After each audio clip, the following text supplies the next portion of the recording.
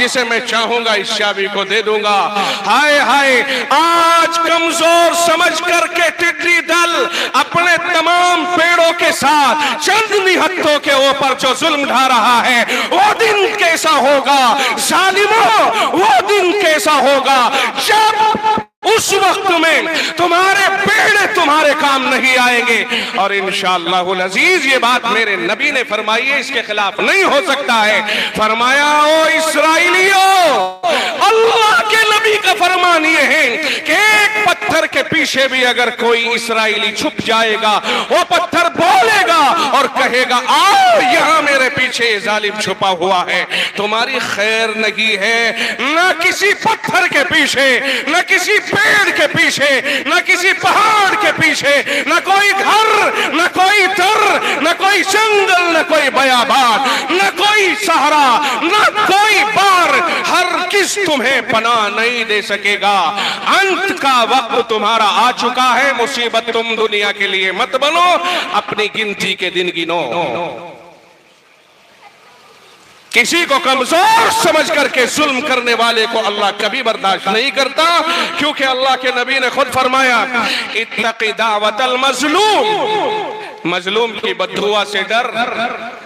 फ़इन्नहु लैसा बैनहा व बैनल्लाहि हिजाब, इसलिए कि अल्लाह और मजलूम की बद्दुआ के दरमियान कोई पर्दा, कोई रुकावट नहीं होती। वहां तो डायरेक्ट अल्लाह के दरबार में मजलूम की आह पहुंचती है, मेरे रब इसने मुझे सताया है, मेरे परवरदिगार इसने मुझे सताया है। क्या ताकतवर ये समझ रहा है कि वो खुदा? क्या उसे ये मालूम नहीं है कि तेरे परवाने, तेरे ये मच्छर और मक्खियां आसमान के नीचे ही उड़ रहे हैं? हाय हाय, अरे मच्छर भी बेट करता है, मक्खी भी बेट कर देती है, तेरे ये बम सिवाय मच्छर और मक्खी की एक बीट और उसके पाखाने के, इससे ज्यादा कोई हैसियत नहीं रखते। मेरे परवरदिगार की ताकत बहुत बड़ी है। याद रखना, कोई दुनिया की वो कुव्वत नहीं जो हमसे हमारी ईमान की कुव्वत को छीन ले, न कोई ताकत, न कोई लालच। इंशाअल्लाह मोहम्मदुर रसूलुल्लाह के दीवाने के कल्ब से अल्लाह का कलमा और रसूल की मोहब्बत नहीं निकाल सकती है। आजमा रहा है, इस उम्मत को आजमा रहा है। मैं आपको जरा सा इशारा करके आगे बढ़ रहा हूं। मेरा ये मौजू नहीं है, अलबत्ता मैं आपको इशारा करके आगे बढ़ रहा हूं। इशारा ये है कि जब अल्लाह ताला ने अपनी आदत को बदल दिया कि अब नबूवत को रोक करके, वो दौर अंबिया था, अब दौर उलमा चलाता हूं। पहले अंबिया का दौर था, अब मैंने आदत बदल दी है, अब उलमा का दौर जारी करता हूं। और जिस रब ने उलमा पे भरोसा कर लिया, कुरान इनके हवाले कर दिया और अपने नबी के लिए फरमा दिया, मेरे मुस्तफा मैं तुझे सारी कायनात का नबी बना के भेज रहा हूं। और हमने देखा मुस्तफा कायनात उड़ीसा में तशरीफ नहीं लाए, फिर उड़ीसा में नहीं कैसे आएगा? मैंने देखा कि मोहम्मदुर रसूलुल्लाह उत्तर प्रदेश तशरीफ नहीं लाए, फिर रसूलुल्लाह का दीन उत्तर प्रदेश में कैसे आएगा? आपकी तो 23 साल की जिंदगी, आपको 23 साल में अल्लाह ने अपने पास बुला लिया है और ऐलान ये कर दिया कि कयामत तक के लिए आपको नबी बना दिया गया। ऐलान ये कर दिया गया, कायनात के आखिरी इंसान तक का आप ही को नबी बना दिया गया। तो मेरे मुस्तफा ने भी दिल खोल के इरशाद फरमाया कि सुन लो दुनिया वालों, कोई कच्चा या पक्का घर दुनिया में ऐसा बाकी नहीं रहेगा जहां मेरा कलमा न पहुंच जाए। हर कच्चे घर में, हर पक्के घर में सूरज जहां से निकलता है और जहां तक डूबता है, हर जगह जहां सूरज जाए वहां भी, जहां सूरज न जाए वहां भी मेरा कलमा जाएगा, हर इंसान तक जाएगा। आज हमें रब के, अल्लाह के नबी के, इनके फरमानों के ऊपर सूरज से ज्यादा यकीन है कि खुदा की कसम रब ने यूं ही उलमा के ऊपर भरोसा नहीं कर लिया। रब को पता था कि मेरे इस इरशाद को पूरा करने वाले मेरे बंदों में से मेरे नबी के वारिस मौलवी होंगे। मालूम है ये कुरान किसके जरिए आया? अरे यहाँ आपके साइस पाड़ा में ये कुरान किसके जरिए आया? नबियों के जरिए या उलमा के जरिए? आप हाना में जवाब दे जोर से। तो अल्लाह ने जो एतमाद किया था इन उलमा के ऊपर सच्चा साबित हो गया कि नहीं? याद रखना, जिनके ऊपर अल्लाह ने एतमाद कर लिया उनके ऊपर उम्मत का कोई फर्द अगर बेएतमादी का मुजाहरा करता है, इसका मतलब यह हुआ कि अल्लाह के फैसले से टकराता है। अगर उसको इन उलमा पे एतमाद न होता तो नबी की ज़बानी ये न कहलवाता इन्नल उलमा अवरसतुल अंबिया, के उलमा नबियों के वारिस हैं। ऐसे ही नहीं कह दिया, बस ये बात अलग है कि हमारे पीछे शैतान लगा हुआ है और हमें अल्लाह के निजाम से टकराना चाहता है। और अल्लाह के निजाम से टकराने का मतलब यह है कि वो ये चाहता है कि कुरान की रफ्तार को घटा दिया जाए। कुरान की रफ्तार घटेगी जब उलमा और अवाम को ज़हनी तौर पर लड़ा दिया जाए, ऐसे आंकड़े फिट करा दिए जाए जो मौलवी और अवाम में कशमकश हो जाए। लिहाजा वो कहेंगे अगर तुम ये नहीं करोगे हम मदरसों को नहीं देंगे। याद रखना, किसी के पैसा देने पर कुरान की हिफाजत हरगिज़ मौकूफ नहीं है। जब रब चाहता है, तुम्हें याद होगा कि रब सुल जलाल ने अपने घर की हिफाजत जब इंसानों ने करने से इनकार कर दिया था, और उस वक्त में ये कहा जब अबरहा हाथियों का लश्कर लेके आ गया था, उन्होंने कहा हम इसके सामने खड़ा नहीं हो सकते हैं। अल्लाह की कसम, रब्बे सुल जलाल इतना गयूर है कि इंसानों तुम जाओ जहां जाना है तुम्हें, काबा मेरा घर है, हिफाजत करने के लिए मैं काफी हूं। रब ने परिंदों को हुक्म दिया, उनकी चोंच में और उनके पंजों में 3 कंकरियों को फिट किया, और सुन लो 2 पर तुम्हारे तैयारों में है, 2 पर अबरहा के लश्कर को मिटाने वाले परिंदों के पास भी थे। तेरे तैयारे में अगर पहिए हैं, रसूलुल्लाह सल्लल्लाहु अलैहि वसल्लम का ये दीन लावारिस नहीं है। उन परिंदों को भी अल्लाह ने 2 पैर अता फरमाए थे जिस वक्त में वो वहां से लेके चले हैं। अगर तू इन्हें बम कह सकता है, तू इन्हें मिसाइल कह सकता है, फिर परिंदों की चोंच में और उनके पैरों में अबाबीलों के लश्कर के जो कंकरियां थी, हम 1500 साल के बाद उन्हें क्यों बम न कहें, उन्हें क्यों गोले न कहें, उन्हें क्यों बंदूक की गोलियां न कहें, जिन्होंने अबरहा के लश्कर को ऐसा रोंग डाला जैसे जानवर के पेट में कच्चा चारा हुआ करता है। मैं नहीं कहता, ये कुरान करीम कह रहा है। तो जिस वक्त में लोगों ने काबतुल्लाह से हाथ उठा लिए कि भैया हमारे बस की नहीं है ताकतवर का मुकाबला करना, आज बेड़े हैं उस दिन हाथी थे, आज बम हैं उस दिन कंकरियां थी मुकाबले पर। तो जानते हो क्या हुआ? फिर ये हुआ कि वो लश्कर फील के ऊपर आए, उन्होंने अपने पंजों को खोला, कंकरियां गिरी, चोंच खोली, कंकरियां गिरी। कुरान करीम ने कहा रगड़ दिया, उन्हें इस तरह कर दिया जिस तरह खाया हुआ भूसा होता है। कुर्बानी के जानवर को जब आदमी जिवा करता है, उसके पेट से उसका मलबे का टैंक निकलता है, फिर उसे देखो काटो और उसके अंदर से जो निकलता है चारा, फरमाया ऐसा जो ना इधर का है ना उधर का है। इस तरह का कर दिया था उनको। मेरे परवरदिगार ने बड़ी तादाद के दस्तबरदार हो जाने के बाद अपने घर की हिफाजत के लिए परिंदों की तरतीब बनाई। तो याद रखिए, अगर कोई ये समझता है कि मदरसे कुरान की रफ्तार हमसे है, ना ना, ये गलत फहमी है। कुरान की रफ्तार हमसे नहीं, बल्कि हमारी बका और तहफ्फुज कुरान करीम से है। अगर कोई अपनी हिफाजत चाहता है, कुरान की हिफाजत की तरफ आ जाए, खुद ब खुद हिफाजत होती चली जाएगी। नहीं तो अल्लाह किसी का मोहताज नहीं है। अल्लाह तो किसी और से काम ले लेता है। भाई कुरान करीम ने कहा ना, वइन ततवल्लौ, अगर तुम रोगर्दानी करोगे, तुम ये काम नहीं करोगे, कुरान के ऊपर मेहनत, मदरसों की हिफाजत, उलमा के ताउन का मसला नहीं करोगे, यस्तबदिल कौमन गैरकुम, अल्लाह तुम्हारे अलावा दूसरे लोगों को बदल के ले आएगा, उनसे काम लेगा। सुम्मा ला यकूनु अमसालकुम, कुरान कहता है फिर वो तुम जैसे नहीं होंगे, बड़े कारआमद लोग होंगे फिर। लेकिन हाँ, जिनके हाथ से काम छीनेगा उनकी हलाकत में कोई सोचने की गुंजाइश है ही नहीं। इसलिए अल्लाह से यही दुआ करें, अल्लाह हमसे काम लेता रहे। और फिर अल्लाह का निजाम है, अल्लाह कोई किसी का कर्जा अपने ऊपर तो रखता नहीं, अल्लाह मियाँ के ऊपर किसी का कर्जा हमारे पैसे चाहिए भी नहीं। अल्लाह ताला तो तरतीब ये बनाता है कि तुम उसके नाम पर खर्च करोगे, वो तुम्हारा अकाउंट बना देगा, वहां खाता खोल देगा। ओए खाता खोल देगा। समझ में आ रही कि नहीं आ रही है?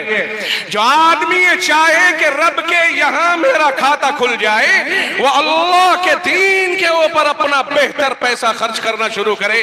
और मैं तो इन मौलवियों से भी कहता हूं, मौलवियों तुम अगर कौम के दरमियान जाओ तो गिरे पड़े लफ्जों में ऐलान मत किया करो। हमें बड़ी शर्म आती है तुम्हारा ऐलान सुन के जब तुम यूं कहते हो। मेरे मोहतरम बुजुर्गों, दोस्तों, मैं फला मदरसे से आया हूं, मिसाल के तौर पर यहीं का कोई सफीर जाए कहे कि मैं साइस पाड़ा उड़ीसा से आया हूं और एक ऐसा मदरसा है जिसमें गरीब, नादार और मिस्कीन और इस तरह के तलबा रहते हैं, यतीम इस तरह के बच्चे रहते हैं, वो ज़कात, सदका, खैरात, आपकी हर तरह की मदद के मुस्तहिक है। हम ये कहते हैं छोड़ दो इस कूड़े के ऊपर से नजर उतार लो। ज़कात माल का मैल होता है, जाने दो जिस पे जा रहा है। लोगों ऐलान यूं करो कि अल्लाह के दीन की हिफाजत करने वाले नबी के वारिसीन और नबी के मेहमान, कुरान के दीवानों का एक जमावड़ा वहां है। तुम्हारी जिम्मेदारी बनती है कि तुम भी इस कार्य खैर में हिस्सा लो और अपने पाक और साफ माल से अल्लाह के दीन की मदद के लिए आगे बढ़ो। ये सिर्फ मौलवियों की जिम्मेदारी तो नहीं। किसने बहका दिया तुम्हें? मौलवियों याद रखो, अगर बस का नहीं है मदरसों को चलाना, बंद कर दो। अल्लाह ये नहीं पूछेगा तैने बंद क्यों किया, जवाब देने के लिए गुंजाइश रहेगी कि मौलाए करीम इन मालदारों ने हमारी मदद नहीं की थी। क्योंकि एक जिम्मेदारी वारिसे नबी पर है, उसकी जिम्मेदारी है इल्म को हासिल किया, इल्म ही को पहुंचाए। और दूसरी जिम्मेदारी उम्मत के अमीर और गुंजाइश वाले लोगों पे है कि वो दीन की मदद अपने माल के जरिए से करे। गाड़ी दो पहियों से चलती है तो फिर एक पहिया निकाल दो और दूसरे को रख के एक पे चलाना चाहो तो मुश्किलात खड़ी हो जाएंगी। इसीलिए बड़ी इंतशार में मुब्तला हो गए लोग। कहते हैं जी मदरसे में बच्चे को नहीं भेजूंगा। क्यों भाई? के साहब क्या मिलेगा मुल्लागिरी के अलावा? क्या मिलेगा जी? 6-7-8 हजार रुपए में फैमिली का गुजारा तो होता नहीं। मौलवियों को बच्चे बनाने की तो बड़ी आदत होती है, 7, 8 और 9 से कम तो इनके यहाँ मिलेंगे नहीं साहब। बच्चे बड़े ज्यादा होते हैं इनके पास में। खुदा की कसम याद रखिए, ये बच्चों की तादाद जिस घर में हो वो भी बड़ी काबिले फख्र है। जो लोग रोशन ख्याली कहते हैं बच्चे तो बस 2 या 3 ही अच्छे, फिर कैसे पढ़ाएं, कैसे उनको लिखाएं, कैसे उनको बड़ा बनाएं, कैसे उनकी तरबियत करें, कैसे घर चलाएं, बड़ा मुश्किल हो जाएगा। 2-3 बच्चे बस बहुत होते हैं। छोटी फैमिली, उनकी कम से कम निगरानी, तरबियत, उनके खर्चे वगैरह बर्दाश्त कर सकता है आदमी ढंग से। मैं पूछता हूं कि जिनके यहाँ 2 ही बच्चे हैं, क्या उनके सारे दोनों के दोनों जज हैं? क्या दोनों बच्चे पुलिसमैन हैं? क्या दोनों बच्चे डॉक्टर हैं, इंजीनियर हैं, वकील हैं? क्या है वो? नबी रहमत सल्लल्लाहु अलैहि वसल्लम ने इरशाद फरमाया, तज़व्वजुल वदूद अल वलूद फ़इन्नी मुकासिरुम बिकुमुल उमम। हदीस पाक का आखिरी हिस्सा कहता है ज्यादा बच्चे अगर होंगे तो मेरी उम्मत ज्यादा होगी और कयामत के दिन दूसरों के मुकाबले खड़ा होके मैं फख्र करूंगा ये सब मेरे उम्मती हैं।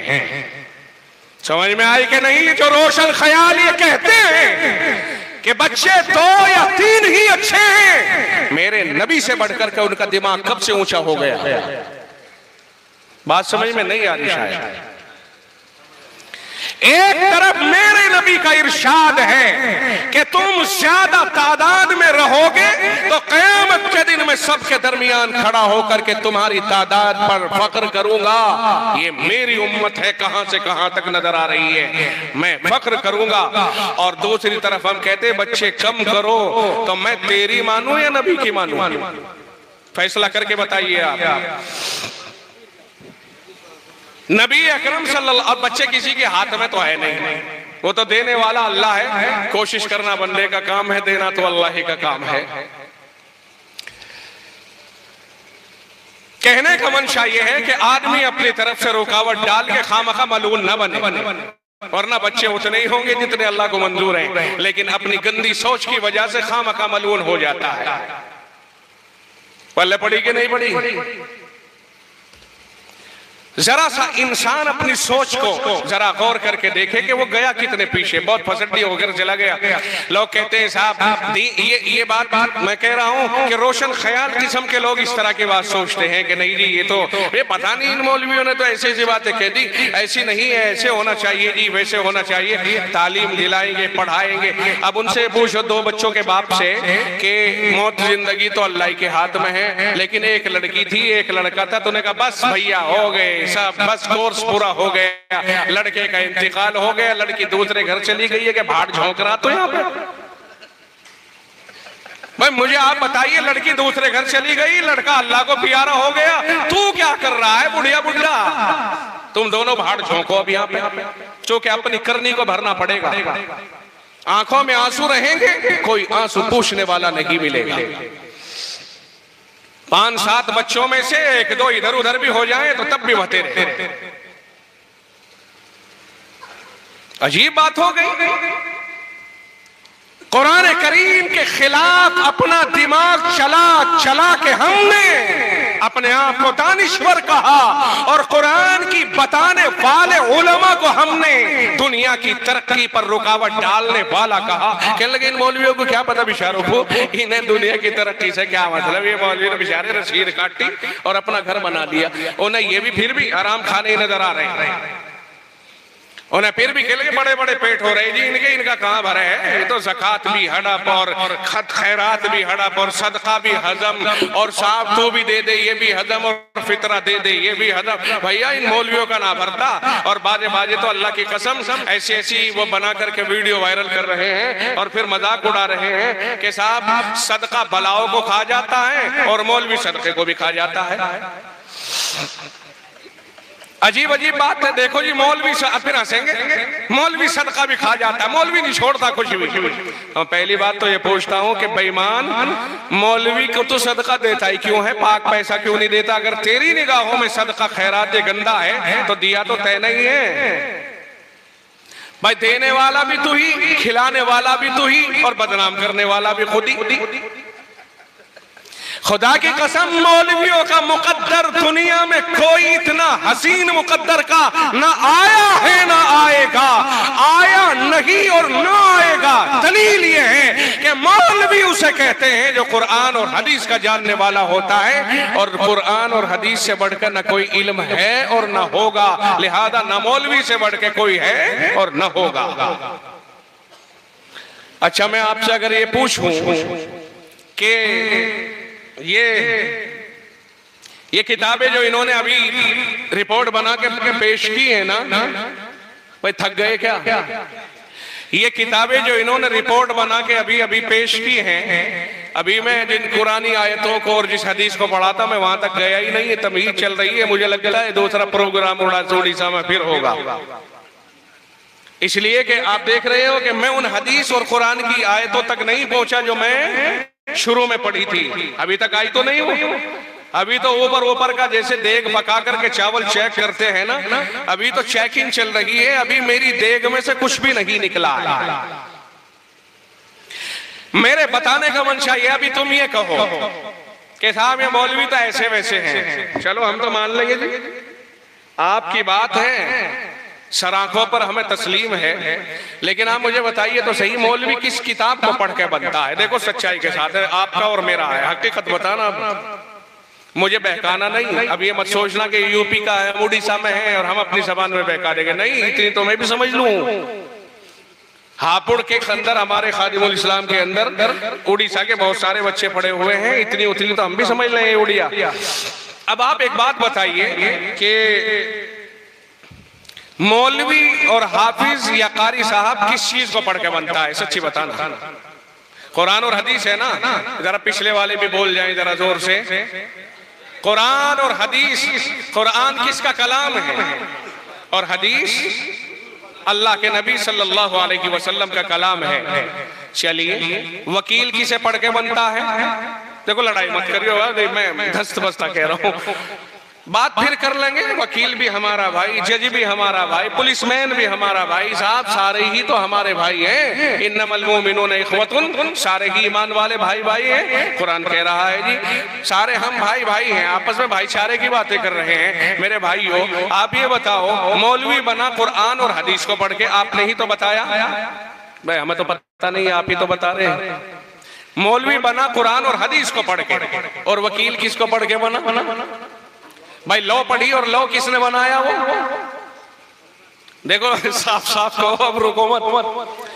भाई लोगों ने बनाया ना। चलिए, कुरान की आयतें हदीसें तो वहां नहीं पढ़ी जाती। चलिए, अच्छा ये बताओ, डॉक्टर क्या पढ़ के बना? वही डॉक्टरी का कोर्स, ये किसने तैयार किया? लोगों ने तैयार किया है ना। अच्छा, इंजीनियर किस चीज को पढ़ के बना है? बताओ। वही लोगों के बनाए हुए तौर तरीक और कायदे, उन्हीं को पढ़ के बनाना। ये जब बनाया इंसानों ने है तो भैया जिंदगी जहां तक इंसान चलेगा वहीं तक चलेगा, उससे आगे नहीं जाएगा। इंसान का बनाया इंसान के साथ तक रहेगा, जहां इंसान जुदा हुआ पीछे आ जाएगा, कब्र में नहीं जाएगा। आओ आगे को आओ। कुरान अल्लाह का कलाम और हदीस रसूलुल्लाह का कलाम। मौलवी उसे कहेंगे जो कुरान और हदीस का पढ़ा हुआ हो, वकील उसे कहेंगे जो वकालत को पढ़ा हुआ हो, जज बनने के लिए भी वकालत शर्त है वगैरह। अब मैं आपसे पूछना चाहूंगा, एक कागज, सुनो, मैं फिर वकीलों की तारीफ भी करूंगा, ऐसी बात ना यार तुम ये समझ हो गया कि वकीलों की रहने यार, वकीलों के बगैर तो हमारे मुकदमे ही ना। मदरसे पे कोई मुकदमा करता है, अभी वकील के पास जाएंगे। ऐसा मैं एक दूसरा तज्जिया कर रहा हूं आपके सामने, दूसरा तज्जिया।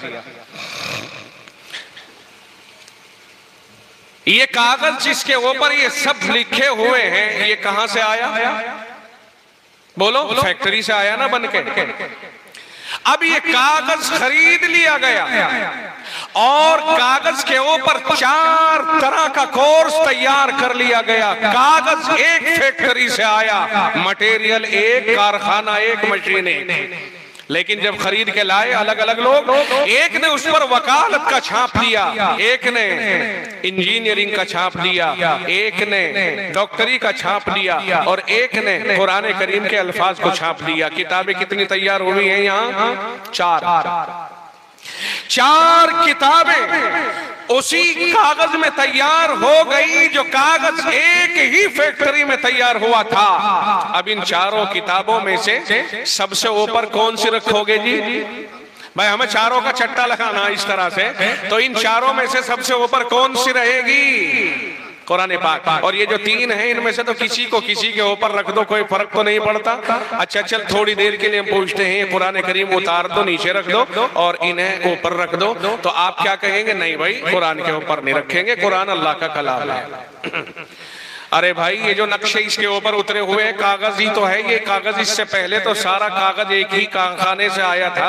अब आपने उसे कितना बढ़ा दिया, कितना ऊंचा कर दिया कि ऊपर ही रहेगा, वो नीचे नहीं आ सकता है। क्यों? इसलिए कि उस कागज के साथ अल्लाह के कलाम के अल्फाज जुड़ गए। अब आप मुझे बताइए ईमानदारी से, इन्हीं 4 किताबों को पढ़ने के लिए 4 किस्म के इंसान अपने बुलाए। एक स्कूल खोल दिया जहां सिर्फ इंजीनियर बनेंगे, उसने यहां से इंजीनियरिंग का कोर्स उठाया, पढ़ना शुरू किया। एक स्कूल खोला जहां डॉक्टर बनेंगे, यहां से उसने वो कोर्स उठाया और पढ़ा के डॉक्टर बना। एक ने ऐसा स्कूल खोल दिया जहां पर सिर्फ और सिर्फ वकील बनेंगे, उसने वकालत वाला कोर्स उठाया और पढ़ा। एक मकतब खोल दिया, एक मकतब खोल दिया किसी मुल्ला जी ने, किसी अपत जी ने एक मकतब खोल दिया हाफिज साहिब ने, और वहां ये तय कर दिया यहाँ हम हाफिज बनाएंगे। समझ में आ गई? चुनांचे चारों ने मेहनत शुरू कर दी। वहां इंजीनियर, वहां वकील, वहां डॉक्टर और यहाँ कुरान करीम के हाफिज तैयार हो रहे हैं। कितने ही लोग उठेंगे, वहां से आएंगे, मौलाना साहब क्या पढ़ा रहे का कुरान। भाई ये दौर अजीब व गरीब है, आप लोग भी क्या पीछे। आप लोगों को यहाँ इंजीनियरिंग रखनी चाहिए, कंप्यूटर रखना चाहिए, साइंस रखनी चाहिए, फला 3 स्कूल और हैं। कोई माई कलाल उनमें जाकर प्रिंसिपल को यह मशवरा नहीं देगा यार सारे मुसलमान के बच्चे हैं, तुझे यहाँ पर अल्लाह का कलाम रखना चाहिए, तुझे यहाँ कलमे की बात भी करनी चाहिए। जब ये मुसलमान के घर में पैदा हुए तो कुरान भी इनको पढ़ा होना चाहिए, इन्हें दीन सिखाओ जी, इन्हें नबी की कुछ तालीम सिखाओ। कोई उन्हें नहीं कहेगा, इन्हें अलबत्ता सोइयो मशवरा देंगे आके, और फिर यूं कहेंगे मदरसों में क्या दे हो, वो तो वहां पर कुरान के अलावा और कुछ तो उन पे आता ही नहीं। इतना छोटा करके इसे कहेगा। मैंने यहाँ पूछा इस कुरान पर किसी और चीज को रख सकते हो? आप कह रहे नहीं। तो फिर आपने इन तीनों स्कूलों को मदरसे की छत पर क्यों चढ़ा दिया जी, और मदरसा नीचे क्यों दबा दिया कि यहाँ तो कुरान पढ़ाया जाता है। अगर कागज के लिखे हुए कुरान के ऊपर आप किसी किताब को नहीं रख सकते हो तो फिर फजीलत के एतबार से मदरसे के ऊपर किसी को फजीलत नहीं दी जा सकती है।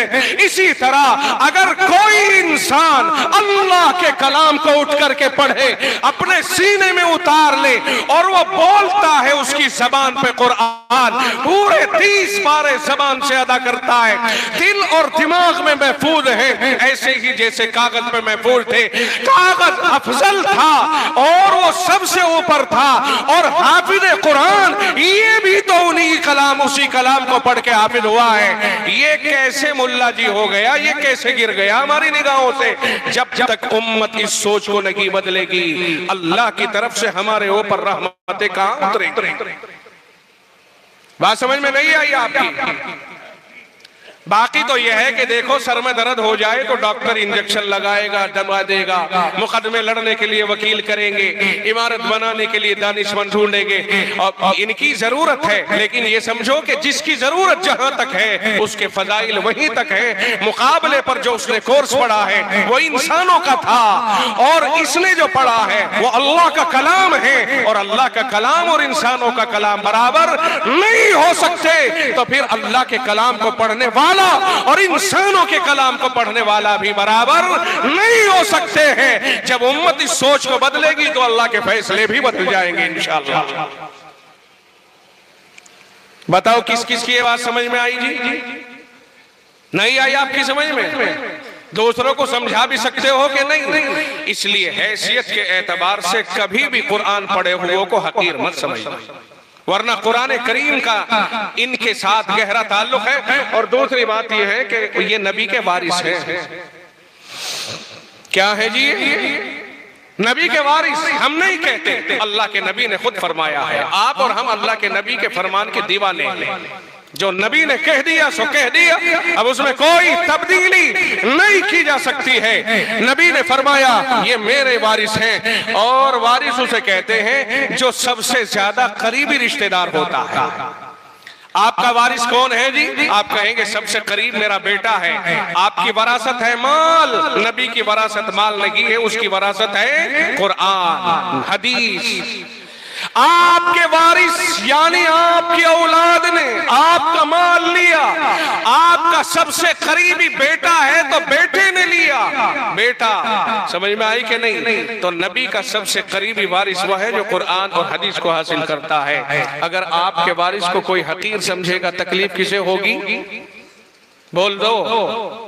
अगर आपके वारिस को कोई हकीर समझे तकलीफ आपको होगी, आपके वारिस को कोई ताना दे तकलीफ आपको होगी। नबी के वारिस को ताना दोगे तो किसको तकलीफ होगी?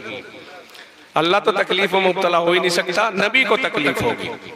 और नबी को अगर तकलीफ होगी गुस्सा खुदा को आएगा, और अगर गुस्सा खुदा को आएगा, हिमायत नबी की हो गई, तो फिर याद रखिए ईमान छीन लिया जाता है उस शख्स का जो नबी के वारिसों की तौहीन करता है। ये बातें महज कहानियां, किस्से और अलिफ लैला नहीं सुना रहा हूं, मैं आपको कुरान और हदीस की रोशनी में इस तरफ लाने की कोशिश कर रहा हूं कि हमारे पास एक ईमान की दौलत बचती है, उसे भी हम मौलवियों को गाली दे करके मजरूह कर देते हैं। बाकी अमाल तो हमारे हैं ही जैसे हैं, लेकिन जो एक चीज बची थी हमारे पास, ईमान की मजबूती, उसे भी हमने कुरान के हामिलीन को बुरा भला कहने के अंदर गंवा दी।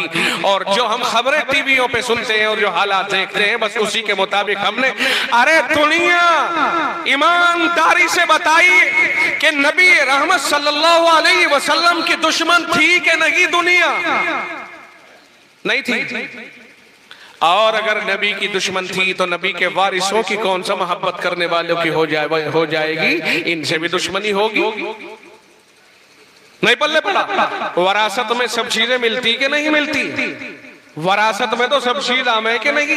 अगर तुम्हारे घर में मिसाल के तौर पर कार है और किसी का इंतकाल हो जाए तो उसका वारिस उसका बेटा होगा नहीं, गाड़ी का, कार का वारिस होगा कि नहीं? ईमानदारी से बताओ। और वो हैगी जिसे आप यूं कहते हो कि ये साहब वो हैगी और वो हैगी, जहां पर आदमी पेशाब करने जाता है, इस्तिंजा करने जाता है, उसका भी वारिस वही बनेगा कि नहीं बनेगा? न पल्ले पड़ी। मिसाल तो भूंडी सी है, लेकिन समझाने के लिए कह रहा हूं।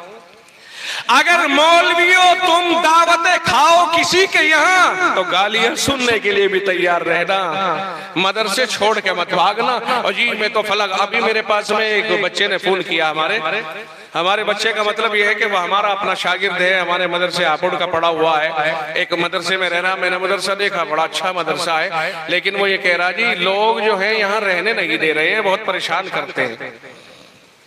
कुछ बातें बताई, मेरी समझ में भी आ रही थी, लेकिन मैंने उसे कहा कि नहीं बेटा ऐसा मत करो, ये आजमाइश होती है थोड़ी बहुत, और इस आजमाइश के वक्त में आदमी को निकलना नहीं चाहिए, भागना नहीं चाहिए। जो डट गया वो बन गया, और जो हट गया वो बस बेकारी हो गया। तो डटो हटो मत। इसलिए कि इन मदरसों को तुम्हें डॉक्टर साहब अगर इसको अपनी वो खोल के बैठ जाएं, अपना एक मतब है या क्लिनिक है या हॉस्पिटल है मिसाल के तौर पर, और मरीज उसके साथ अच्छी बातें ना करें, तो भैया वो देहाती हैं, तो डॉक्टरी करता रहे। अगर शादरे के जो बेअकले होते हैं ना लोग, और वहाँ शादरे में भर्ती हो जाते हैं और वो उल्टी सीधी हरकतें करते हैं डॉक्टरों के साथ, अगर उल्टी सीधी उनकी हरकतों से डॉक्टर घबरा जाए तो ईमानदारी से बताओ बीमार का इलाज हो जाएगा?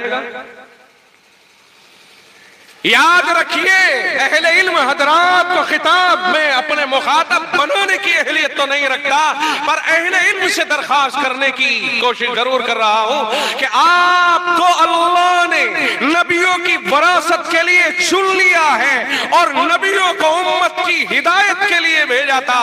अगर वरासत आप पे है तो हिदायत पर लाने की जिम्मेदारी भी आपके ऊपर है।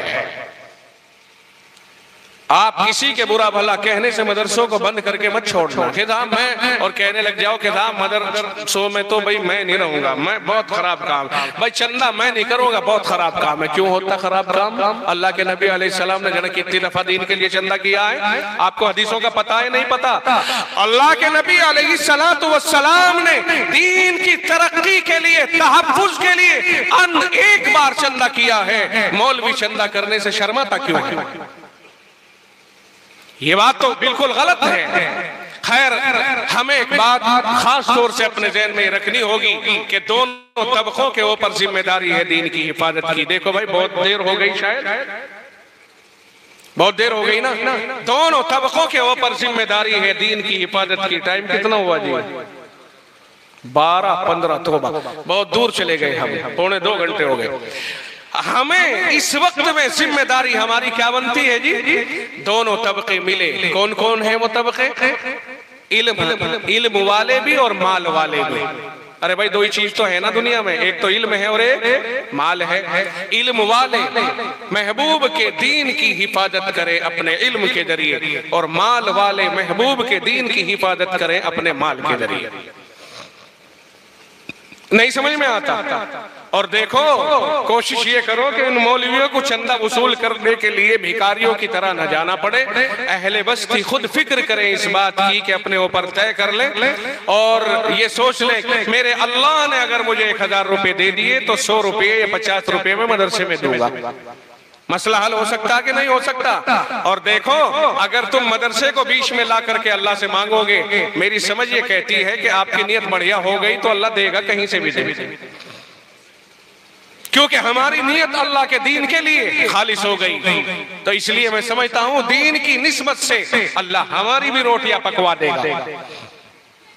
इसके ऊपर जम सकते हैं कि नहीं? अपने घरों में गुल्लक बना के रख लें। अगर मुझे 100 रुपए की आमदनी हुई तो 5 रुपए इंशाल्लाह इस गुल्लक में डालूंगा, साल के आखिर में देखियो इतने पैसे जमा करवा देगा अल्लाह, इतने भला होगा सबका इंशाल्लाह। और अल्लाह तो 2.5% ही कहे, 97.5 तो फिर भी आप ही के पास। भाई अगर कोई ज़कात भी देता है तो कितनी? 2.5%। और इसी 2.5% के अंदर सारी दुनिया की नजर इन मौलवियों के ऊपर है। खा गया और तू 97.5 में खा गया कि भाई ईमानदारी से बताओ, वो 2.5 खा गया हेरा फेरी करके, तो अल्लाह से हेरा फेरी करके 97.5 में खा गया। जिम्मेदारी तो सभी की है ना। दूसरी बात ये है कि अल्लाह ही ने तो दिया है, अल्लाह ही मांग रहा है। अगर किसी ने दे दिया तो अपने ही लिए दिया। ऐसा है जैसे इस जेब से निकाल के इस जेब में डाल लिया, और इस जेब में अल्लाह बढ़ा भी देगा। खर्चे को अल्लाह 10% तो वैसे ही बढ़ा के देने की बात कर रहा है, और इखलास जितना होगा उतना ही वो बढ़ाता चला जाएगा। और मिलेगा आखिर में जन्नत में ये सारा हम ही को, किसी और को मिलेगा नहीं। अपना दिया खुद हमें ही मिलेगा। तो ये बात जहन नशी रहे कि कोई आदमी ये तस्वुर अपने जहन में न रखे कि कुरान की हिफाजत करने के मराकिज़ उन्होंने जिन्हें अल्लाह ने आदत बदल के और अपना भरोसामंद बना के, यानी नबियों को रोक दिया, नबियों के सिलसिले को यहाँ पे बंद कर दिया और उलमा का दौर चला दिया। जिन पर अल्लाह ने भरोसा किया है उन हजरात पर हमें भी भरोसा करना पड़ेगा, और उन्होंने अपना मरकज इन मदरसों ही को बनाया है मेहनत का, लिहाजा हमें उनके साथ चलना पड़ेगा। उम्मीद है कि इंशाअल्लाह अज़ीज़ हम सब कुरान और हदीस के लिए और दीन इस्लाम के लिए मेहनत करेंगे, वरना भाई अल्लाह का क्या बिगाड़ लेगा कोई। सारी दुनिया, हदीस कहती है सारी दुनिया मिलकर के अगर इबादत करे अल्लाह की शान नहीं बढ़ती, और सारी दुनिया मुखालफत करे अल्लाह को इतना भी नुकसान नहीं पहुंचा सकते हैं। वल्लाहु गनीयुन अनिल आलमीन, अल्लाह सारे जहानों से बेपरवाह है। अगर वो सारी दुनिया को तबाह कर दे, वला यखाफु क़बाहा, अंजाम की कोई परवाह नहीं है, क्योंकि उसका कोई बिगाड़ ही नहीं सकता है। हमें इसके ऊपर गौर करना होगा कि हम जो दीन का काम करें वो तो सही नसीब अल्लाह कबूल कर ले। किसी को अपने अमल पे घमंड नहीं होना चाहिए।